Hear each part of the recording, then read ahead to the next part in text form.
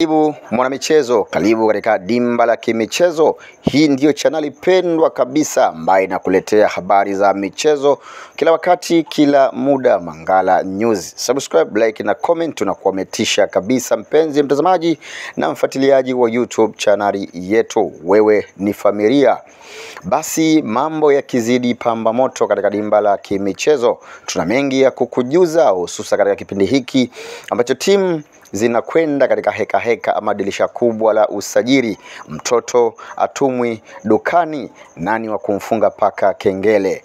Club zote pendwa, Simba, Azam FC, Singida Black Star, Young African, zikiweka wazi namna ambavyo zinakwenda kufanya usajili wake, kila timu ikimtisha mwezie, kwa maana kila timu ikisema inakwenda kufanya maajabu. Tunakwenda kubadilisha nchi, tunakwenda kupindua meza. Hayo yanatokana na namna club zinavyojiandaa katika dirisha kubwa la usajili.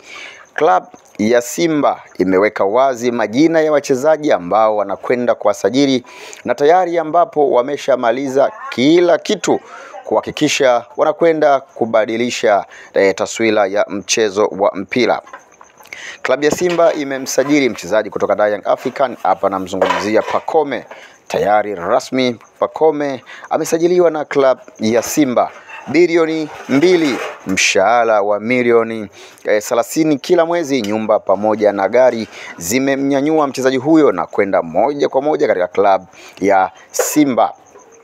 Faisal Salum Fei Toto Sodaya Pemba naye tayari ameshanyanyuliwa na klabu ya Simba. Mshahara wa milioni 40, bilioni 1.5, nyumba pamoja na gari, vyote vimekamilika na kufanya miujiza kwa mchezaji huyo. Hii ndiyo nguvu ya klabu ya Simba. Hii ndiyo ukubwa wa klabu ya Simba. Simba inaonyesha mabavu, Simba inaonyesha ukubwa kwa kufanya usajili ambao watu hawakutarajia.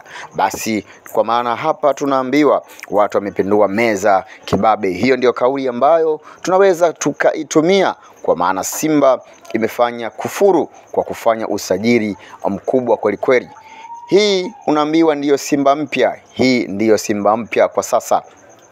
Simba hii ambayo inakwenda kujenga wachezaji wengi wenye uwezo mkubwa, akiwemo mchezaji mkongwe ambaye amezidi kuitumikia klabu hiyo. Hapa namzungumzia Kibu Dennis Mkandaji, bila kumsahau Kibu ni mtu ambaye amekuwa akifanya mambo mengi makubwa katika klabu ya Simba. Simba inasema hii ndiyo Simba mpya kwa msimu 2025 2026. Tunakwenda kupindua meza kibabe. Subscribe katika channel yetu ili kwa wa kwanza kabisa kupata update mbalimbali. Asante.